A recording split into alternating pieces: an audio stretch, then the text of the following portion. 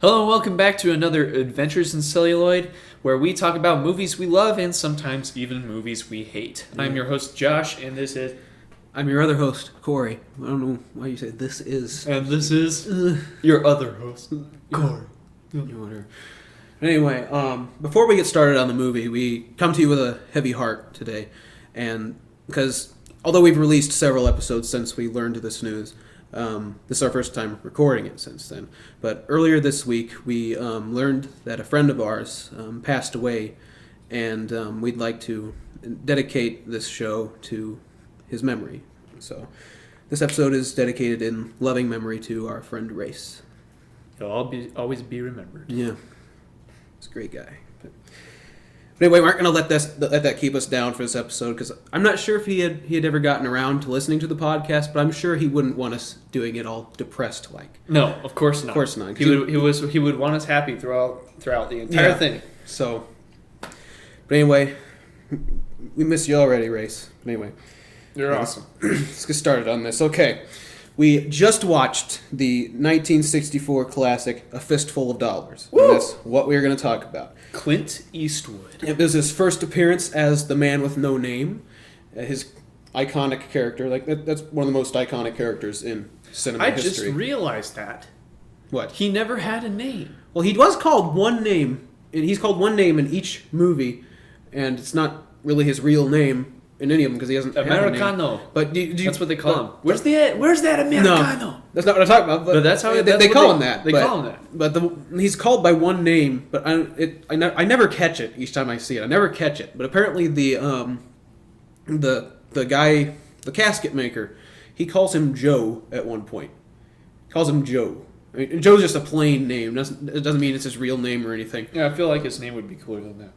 Yeah. Well, Joe's a cool name. Yeah. No offense. But I mean, Joe, it doesn't seem like his name would be Joe. Yeah. More like, well, I guess a Morton. Like Clint. Inside joke. Clint. His name would be Clint. Eastwood. Except he doesn't have a name.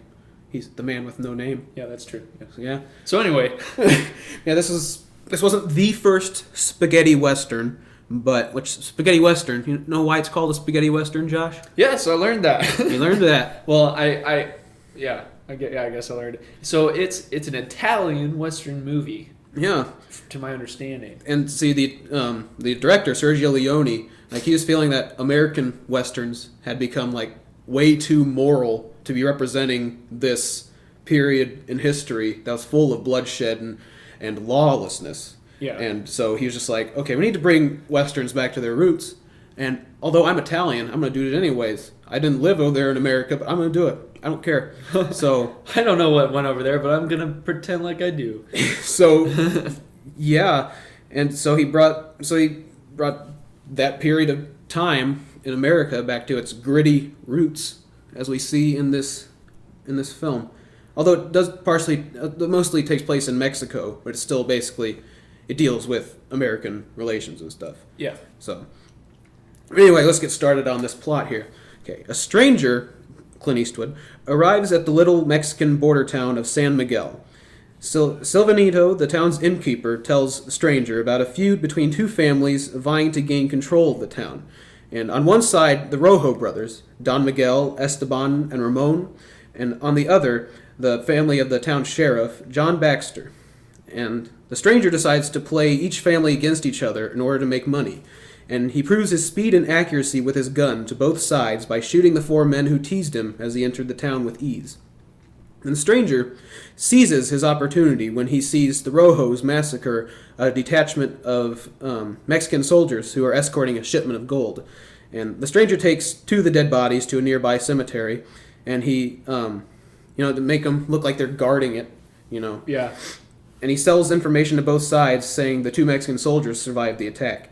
And so both sides race to the cemetery. So the Baxters, so they can get the survivors to testify against the Rojos. Well, they're not guarding anything. Why did I say they're guarding stuff? But well, yeah, anyway, they're not guarding. They're just there. I don't know why I said that. Anyway, both sides race to the they're cemetery. They're guarding a tombstone, which doesn't really matter if it gets It shot. becomes more significant once you see the third one. So like I said, I got confused with that. You'll see. Okay. He hasn't seen the other two Dollars Trilogy films yet, which he's going to later this day. But yeah, Lee's not with us yet. He'll probably be with us the next two episodes, hopefully. Yeah. Okay, back to this. So the two sides go to the cemetery. The Baxters want them to testify against the Rojos, and the Rojos want to kill them. So the factions engage in a gunfight, with Ramon managing to quote unquote kill the quote unquote survivors, and Esteban capturing John Baxter's son Antonio. And while the Rojos and Baxters are fighting, the stranger searches the Rojo hacienda for the gold. And while he's searching, he accidentally knocks out a woman, Marisol. And he takes Aerosol. Aerosol. I was like, wait, Corey, did they just call her Aerosol? That doesn't make any sense. No, Josh, it was Marisol. If she had her own fragrance, Aerosol. But anyway, he takes her to the Baxters, who, in turn, arrange to return her to the Rojos in exchange for Antonio. And during the exchange, Marisol's son runs to her, and her husband follows. But while the family embraces, Ramon orders one of his men, Rubio, to kill her husband, as he has already told him to leave town. Silvanito attempts to protect the family with a shotgun, but is about to be killed himself when the stranger backs him up, staring down Rubio. Neither Ramon nor any of his men attempt to challenge the stranger, knowing that he's too fast on the draw. The stranger then tells Marisol to go to Ramon and for her husband to take their son home. Afterwards, the stranger learns from Silvanito that Ramon had taken Marisol from her husband and forced her to live with him as his prisoner. And that night, while the Rojos are celebrating, the stranger rides out and frees Marisol, shooting the guards and wrecking the house in which she is being held in order to make it appear as though she were attacked by the Baxters. And the stranger gives Marisol, her husband, and their son some money and tells them to leave town. And they're all thanking him and stuff, and he's like, "Leave. Get out of here. Yeah. Go on." they're just standing. It's funny. We were watching it, and he's like, "Leave," and it cuts to them. They're just like, not moving. Go on. It cuts to them. Get out of here. It's just, why aren't you? When Clint Eastwood tells you to go, you go. Yeah. But I think they're so thankful though, because it's just like this stranger, this white man is coming to This Americano. this Americano. This gringo, let us go, man. And where you going, Josh? Getting some Now getting pop. Okay, get some pop. Okay, What's that?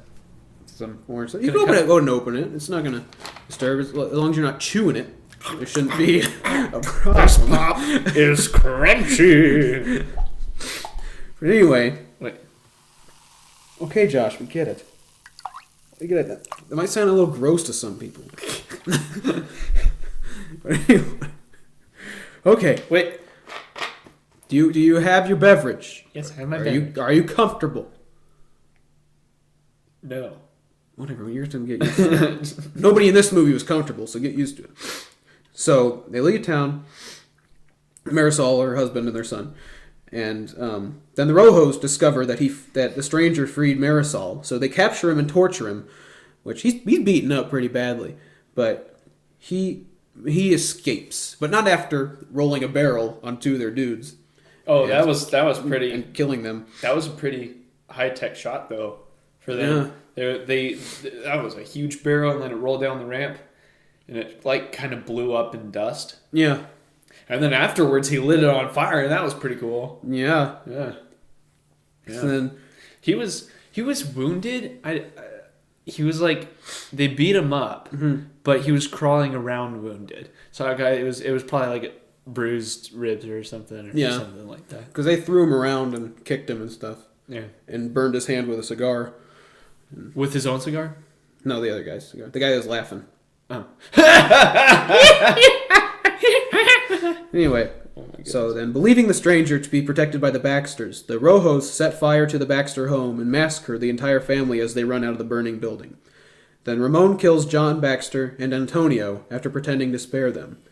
Consuelo, John Baxter's wife, appears and curses the Rojos for killing her husband and son as they were unarmed, and then she is shot and killed by Esteban. No. And then, with help from Pirapero, the local coffin builder, the stranger escapes town by hiding in a casket. And the stranger hides and doing stuff in a nearby mine. He's hiding out in a nearby mine. He's hiding out in a nearby mine, and he's like building this metal contraption, kind of like when you go watch the first Iron Man. And Iron Man, I feel like Iron Man just took it from it for some reason. I don't know why. I just feel like it. But he's building that Mark 1. Yeah. Anyway. Clint Eastwood is Tony Stark. Yep. Okay. And Hugh Jackman. Okay. Okay. Okay. When the stranger is in the mine and he's doing stuff. He's building armor, and then when Pirapero tells him Silvanito has been captured, the stranger returns to town and faces the Rojos, and Ramon shoots him several times, but he doesn't die. He falls over a couple times and gets just thrown back a little bit. Yeah. But then he pulls up his poncho to reveal that he was wearing armor. Iron Man armor. And then he drops the armor, and then it was made of vibranium. Yeah, whatever. Doing, Josh? This not Marvel Universe, guys. This is Marvel Universe. But what if he was a superhero in the Marvel Universe? Because that'd be pretty cool. Josh, this is not the Marvel Universe. It's not. This is not. Okay. Continue. Okay. Go. Then, panicked, Ramon uses up all but one of his bullets in this whole fiasco. And so the stranger shoots the rifle from Ramon's hand and kills the other Rojos standing nearby, including Don Miguel and Rubio. And he then uses the last bullet in his gun to free Silvanito, who had been tied hanging from a post. And the stranger challenges Ramon to reload his rifle faster than he can reload his pistol. And so the stranger shoots and kills Ramon. Esteban Rojo aims at the stranger from a nearby building, but is shot dead by Silvanito. The stranger bids farewell and rides away from the town. And that's the movie. And it goes...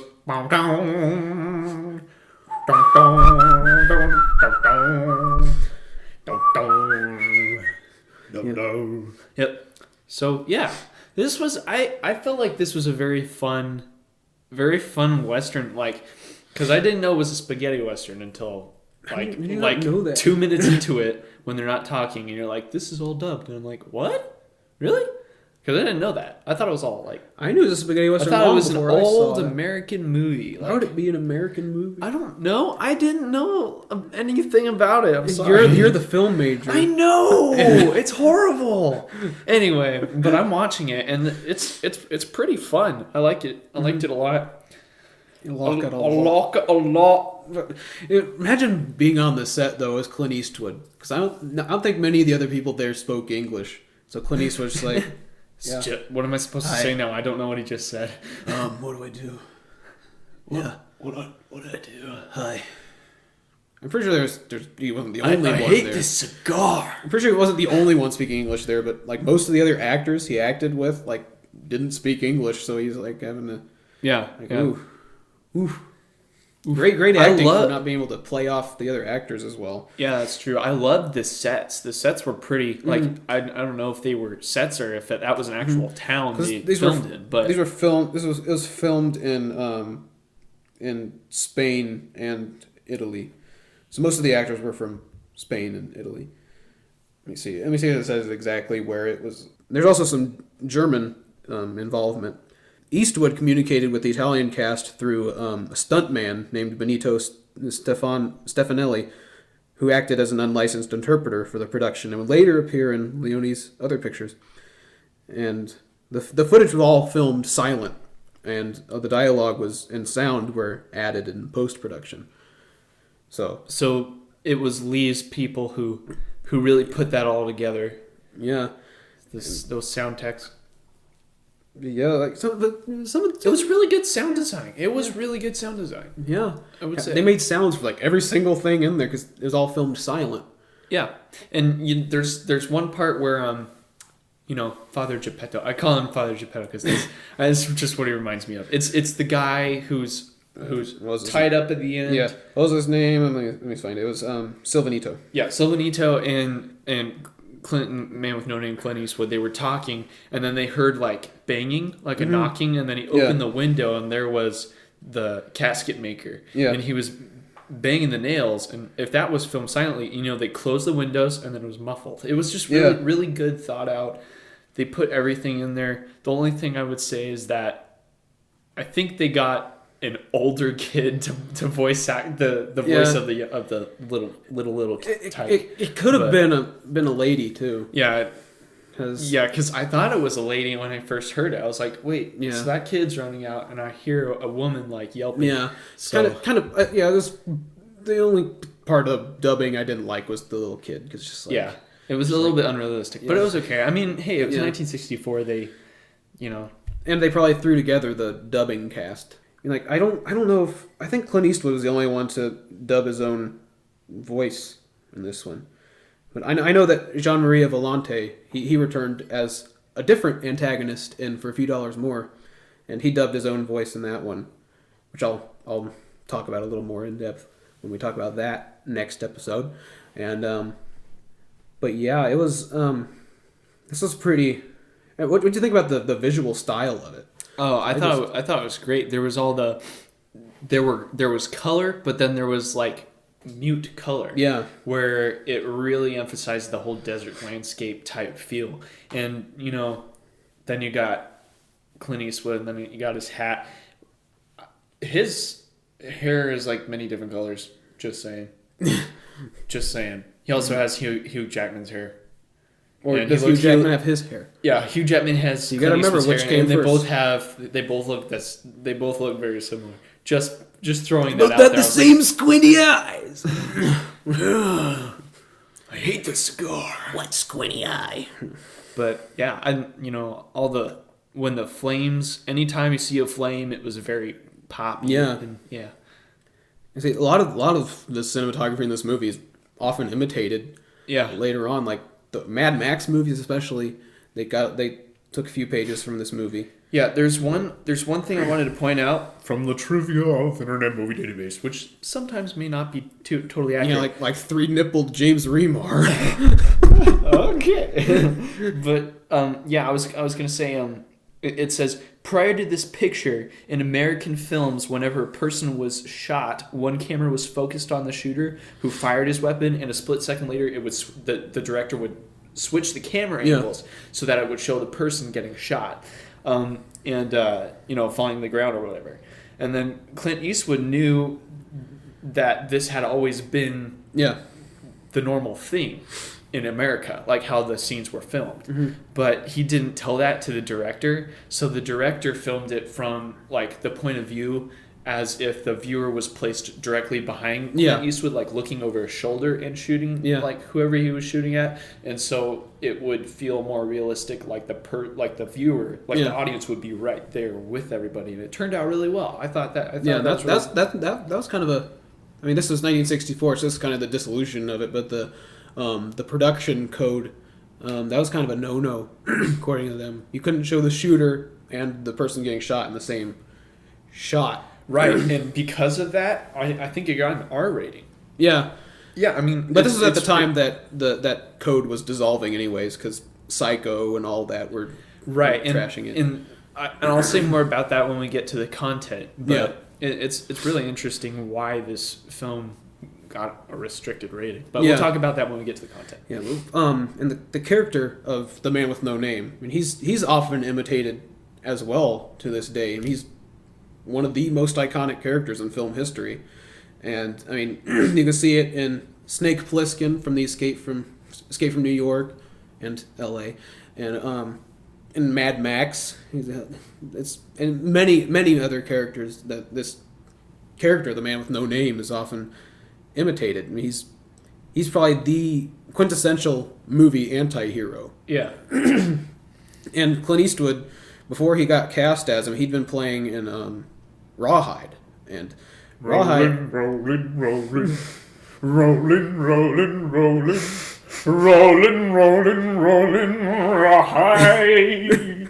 You seen the Blues Brothers? No. I need to. John Candy. Oh, you see that one. Orange Whip. 3 on trips. That's a great one. I only know that quote because we could dress up as the Blues Brothers for Halloween. Let's do it. If you see it. Wow, we got way off topic. Yeah. Yes, anyway, let's do it. Okay. It's still related because Rawhide. Yeah. You would understand if you saw Blues Brothers. Yeah. Anyway, but when Clint Eastwood originally, what? Leone wanted to cast Richard Harrison, who had recently starred in the very first Italian Western, Duello nel Texas. I don't know if I pronounced that right. Duello nel Texas, I don't know. But Harrison, however, had not been impressed with his experience on this film and refused, and the producers presented a list of available but lesser-known American actors and asked Harrison for advice, but Harrison suggested Clint Eastwood, who he knew could play a cowboy convincingly, because he'd been on Rawhide for a few years. Yeah. And Harrison later stated, maybe my greatest contribution to cinema was not doing A Fistful of Dollars and recommending Clint for the part. And there you go. Eastwood later spoke about transitioning from a television western to Fistful. He said, in Rawhide, I did get awfully tired of playing the conventional white hat, the hero who kisses old ladies and dogs and was kind to everybody. I decided it was time to be an anti-hero.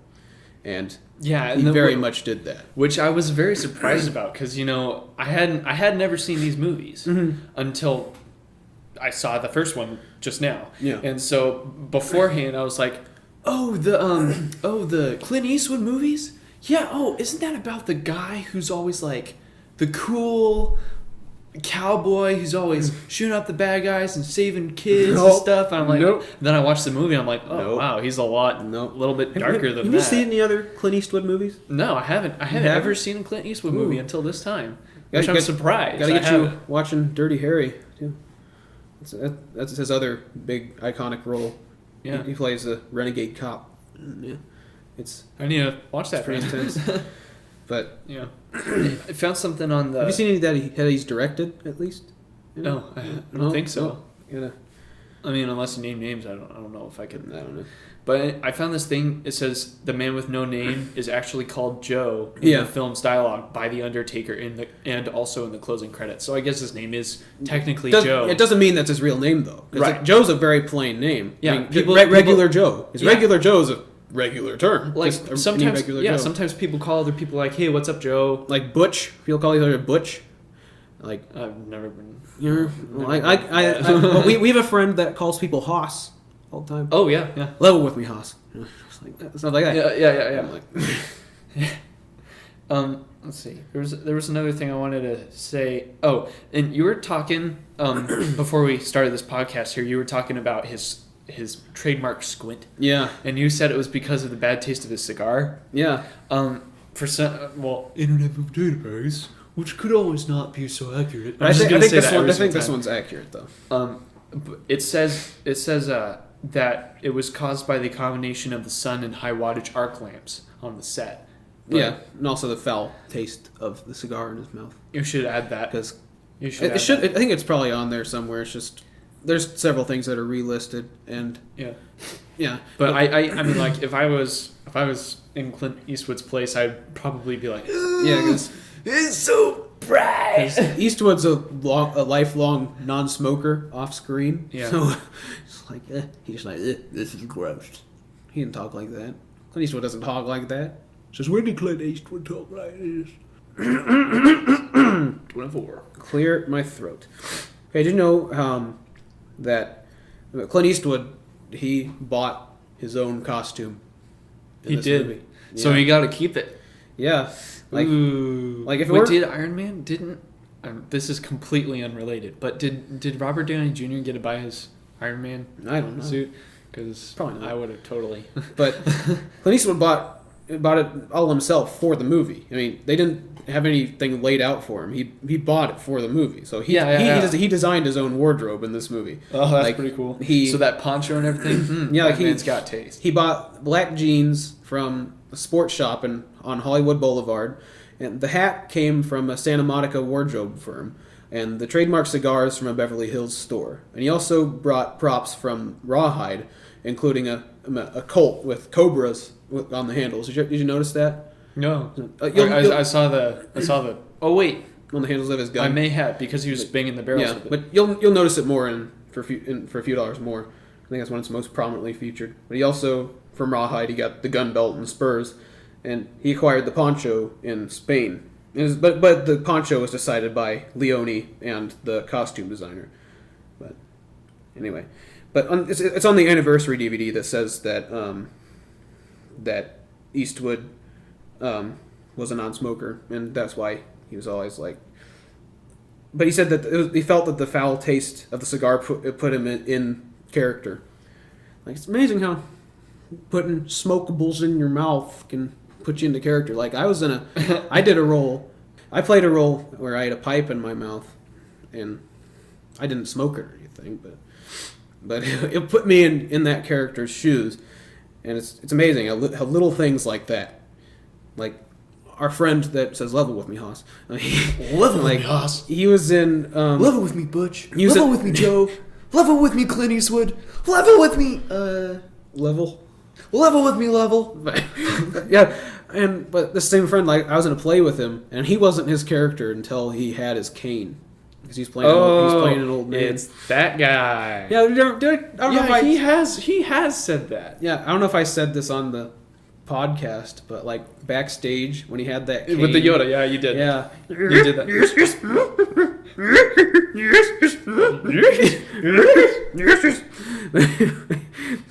But Leone reportedly took to Eastwood's distinctive style quickly and commented that, "More than an actor, I needed a mask." And Eastwood, at the time, only had two expressions: with hat and no hat. So then he added one with a cigar, and then that created a whole new character. That cigar was so terrible that it created a whole new character. So the music is iconic, this movie. And Ennio Morricone he wrote the music for all three of these movies, and each one of them has iconic soundtrack. What did you think of this soundtrack? Oh, I thought it was great. Like, it's pretty famous. Like, yeah. What do you think? So, I mean, we put in the DVD, and on the menu music, I was playing the main theme, and we were like going around acting like we're on a horse. It's like, but yeah, it's you ask somebody, what do you think of when you hear Western music, and then they'll go, yeah, they'll start whistling, or they'll whistle the theme from the third movie in this series, which will be in your head by the end of this night, Josh. We'll probably do a rendition of it whenever we record that podcast. It's gonna be late, so we're just gonna probably slap happy by episode 3, y'all. In about a week, we're gonna be slap happy. That's what's gonna happen. Yep. But yeah, that music is just, it's so iconic, and it's often imitated. Like, pretty much everything else in this movie, everything in this movie is iconic. Pretty much everything, like, in this whole series is iconic. And, it made Clint Eastwood famous around the globe. I mean, he's already famous in America for Rawhide. Right, yeah. But in Italy, like, the main movie poster, it doesn't even have him on it. Like, it has, it just has a guy in red shooting a guy dropping a gun, and neither one of them looks like Clint Eastwood. we had to take a break and open the door for Lee. Lee is arriving, so he'll be here in an instant. Kablam! Lee!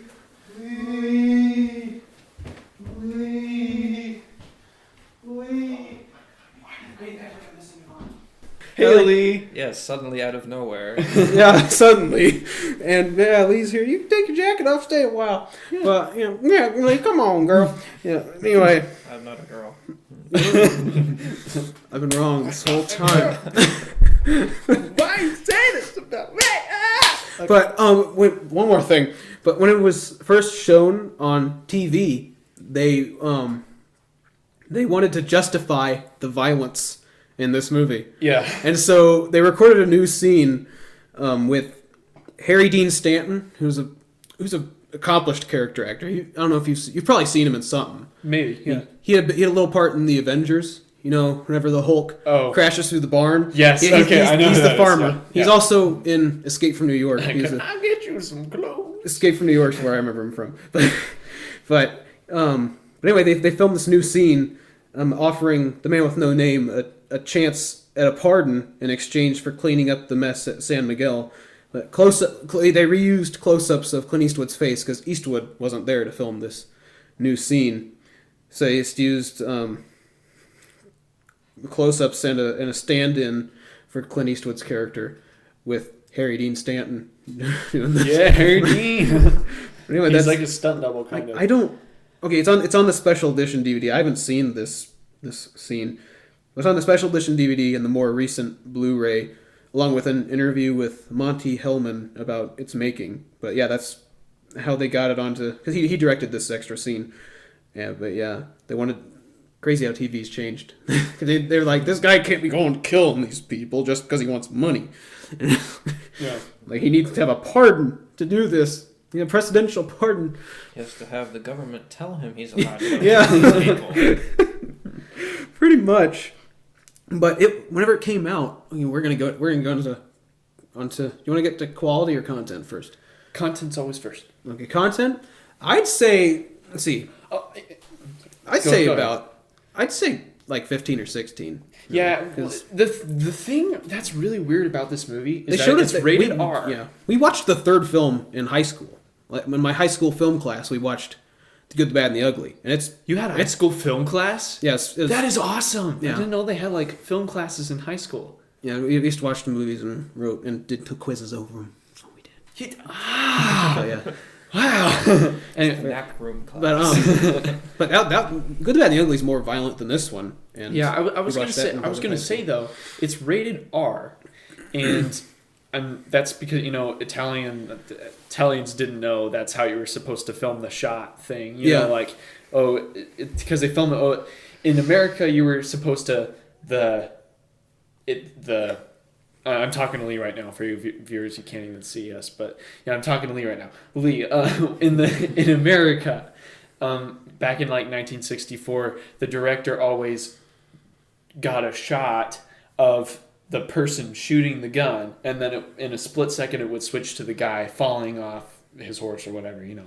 But in Italy, it was just shot over the shoulder. And Corey, you said the that shooter and the victim in the same shot. And that was like a big no-no according to the production code in America at that time. Yeah. Which was being dissolved at this point. Yeah, But it's rated R, and it's only rated R for violence. yeah, like doesn't have any language or Yeah, doesn't have, very like almost nothing. and like the only sexual content is like Somebody takes off their shawl. Is Pretty much. like Ramon like wanting Marisol, and there's nothing really that explicit. I mean, he forcefully kisses her at one point, but not That's anything.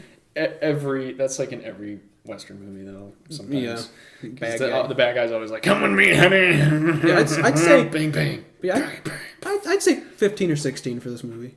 Yeah, I would say 15 or 16. There's a lot of gratuitous death scenes. Yeah. Like Clint Eastwood has no regard for human life sometimes, even if they're bad. I guess it's justified. He has regard for innocent life. Yeah, he has regard for innocent life, but whoa, they're all dead. All of a sudden, they're all dead. Okay, well, yeah. So I guess that's really the only thing you gotta watch out for. Yeah, Just tell your kid, no, don't go shooting 20 people in 5 seconds, because that's bad. Don't be Clint Eastwood.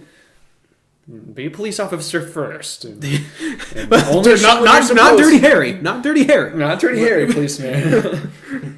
I believe that Dirty Harry is a descendant of the man with no name. Yeah. But anyway, so yeah, I'd say 15 or 16. I guess we'd put it around there. So, what do you think, Lee? Well, 1.5. You haven't seen this movie. Be quiet. give it a 0.2. 0.2 years old. Anyway, He was born 16 days ago, and he can watch this movie now. okay, so yeah, then on to quality. When it came out, the reception in America, it wasn't very good. They weren't impressed with it. Like critic Philip French, which just because his name it says French in it, he's probably gonna be real uppity and stuff. But he said the calculated sadism of the film would not be offensive were it not for the neutralizing laughter aroused by the ludicrousness of the whole exercise. That's A lot of big words here, as I said. And French. if one didn't know the actual provenance of the film, one would guess that it was a private movie made by a group of rich European Western fans at a dude ranch.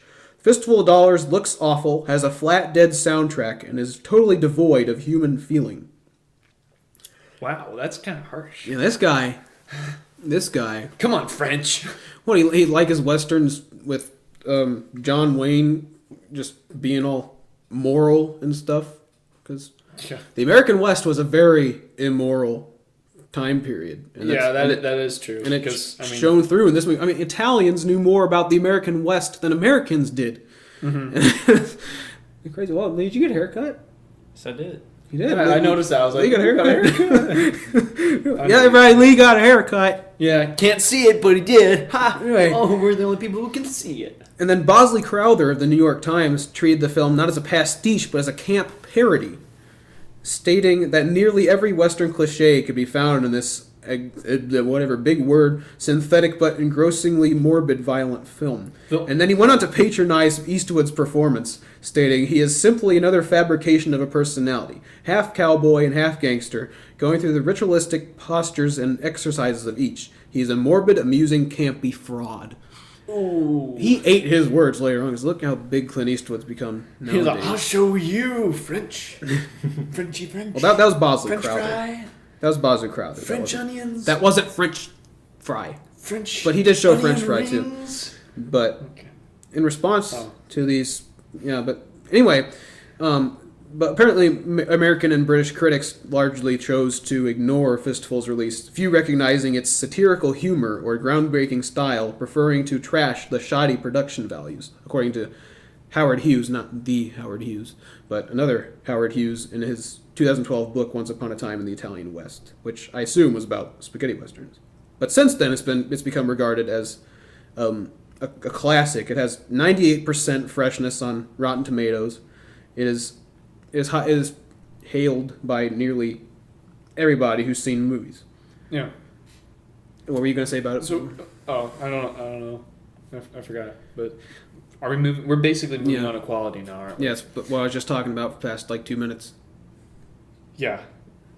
So we're in the middle of quality right now. So this being your first time seeing it, what did you?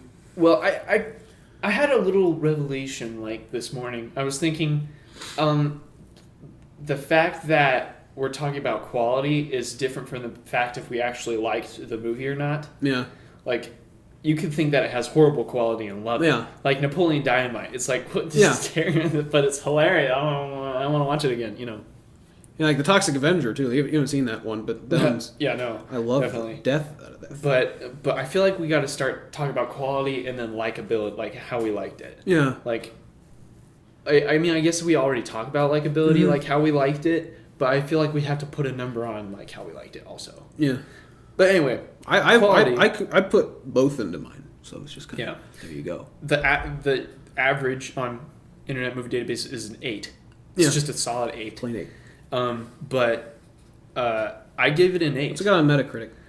It doesn't have a Metacritic for some reason. Rotten Tomatoes is 98. Yeah. Why'd you give it an 8 and not a 10? It's a Starman all over again. I gave it a 10. Uh-oh. Well, It's because it's not The Godfather. Yeah, it's because it's not The Godfather, right? I haven't seen The Godfather. What is the matter with you guys? I can't wait till our Godfather episode, and then you give it a 7, and it's like, what, is this not The Godfather? This is The Godfather. What are you talking about? Anyway, yeah, but I gave it an 8. And I'm gonna put a quality and a likability, like I'm gonna mesh them together. Quality, it's like an 8, like, because I mean, I feel like they could have done better with the whole dubbing thing. Because I mean, they could have putting that down on dubbing, which has barely anything to do just with that. I mean, like everything else. I mean, there's little things like the kid who's like not even dubbed, like well. But I mean, I'm not killing it for that. 8 is really good. Remember. Yeah, but what cost it 2? That whole thing cost it 2 points. The plot's a little bit. You don't need a big overarching plot to have an anti-hero story. You enjoyed Mad Max Fury Road, and from what I understand, all the Mad Max movies barely have any plot at all, except for the first one. Okay, that is true. And then, so, yeah. But here's some movies I gave an 8 out of 10. Starman. I gave Rocketeer an 8 out of 10. I gave Castaway an 8 out of 10. You gave Starman 8 out of 10. I gave the first Spider-Man an 8 out of 10. Batman Begins an 8 out of 10. Like, yeah, Starman. Yeah. Actually, I don't know what I think. Starman. Yeah, you gave it an 8. I remember. I always remember that. Because the first one that I gave a 10, and yeah, you gave it an 8. I gave it an 8 out of 10. And that's rated an average of 7. So I feel like I was pretty generous. But hey, 8, a solid 8 is really, really good. But I gave this a 10. I see nothing wrong with this movie, except for maybe that one dubbing problem with the kid. But dubbing can never be perfect. It's not just dubbing, though. I mean, it's like... Then what else? In the story? It's likability, too, man. Why are you bashing me? I'm crying now. Good. What'd you give it? I gave it a 10. I said 3 times now. That's right. What would you give it, Lee? Even though I haven't seen it. Yeah, I don't know. You give it it's 10. We'll say 9 and just split the difference. Yeah, okay, yeah, that's good. Live with that. Because when I said I want to give it a half rating earlier, You're going to I give was it a 7.5. No, I was going to give it an 8.5. What's the matter with you? No, but I thought it was good. I don't think it's bad at all. At all. What's wrong with it? Other than the dubbing. Corey, Lee, please help me. I think what he's trying to say is he enjoyed it. It was a good movie, but there were flaws that they could have not had in the movie had they done a better job with it. Yeah, Not with their budget? That, and it's just, I mean, it's a Not that Western, and I'm not too partial on Westerns. Neither am I. Totally. I love these movies. I'm not. Whatever. I get bored to death watching a John Wayne movie, yet I love these movies. Adventures in Celluloid, Civil War. Anyway, Again. before this, Number 2, yeah. if he doesn't, okay, there's gonna be a real fight if he doesn't give The Good, the Bad, and the Ugly a 10. Oh, I'm sure I'll give that a 10. No, that's what you said with Blade Runner, and you give that one a 9. So we gotta wait. You see that? So Okay, well, Okay. Think about it this way. He gave Empire a 10. that's what I. So he's just saying that this movie is not quite on the level of Empire Strikes Back. Yeah, because Empire Strikes Back is great. Think of it that way. Okay, whatever. He's saying Empire Strikes Back is amazing and wonderful movie, which it is. Force Awakens is too. Yes, it is. We're probably But gonna have another fight next episode for a few hours more. So, yeah, let's continue this fight in that next episode. So, okay, so this is also our first episode we've recorded since we made our Facebook and Twitter accounts. So our Facebook is facebook.com/Adventures in Celluloid Podcast. If you don't know how to spell celluloid, just copy and paste it from If whatever you don't you're know how to watching spell adventures, on. please consult a a dictionary. If you don't know how to spell podcast, please consult a dictionary. If you don't know how to spell in, I'm sorry. And our Facebook is facebook.com. I cannot speak. Facebook.com/Adventures in Celluloid Podcast. That's all one word. No spaces or underscores or any tildes. Yeah, we're on iTunes. Asterisks. We're also on iTunes. Just search us. Our main engine is Shout Engine. Yeah. Our platform is Shout Engine, but it automatically transfers over to iTunes and stuff. So yeah. I put us on several things. Just Yeah. random things like directories and stuff. Yeah. But anyway. But yeah, you should then totally go. Our Twitter. I haven't gotten to say our Twitter yet, but We have a Twitter? Yes, we do. We made it. Twitter. Our Twitter handle is @incelluloid. So follow us @incelluloid. There we go. @incelluloid. So The A with the circle around it is for adventure. no, Adventures is our name, and then our username is incelluloid. I like to think of it the other way too, because No, it's at kind is of for at. Well, they're both. Hey, we're called Adventures. Okay, in whatever. Celluloid. Okay. Next time, talking about For a Few Dollars More, which we are about to watch. So, there's not really a quote to do this, but anyway. Well, no. Until next time, do not make fun of Clint Eastwood's mule.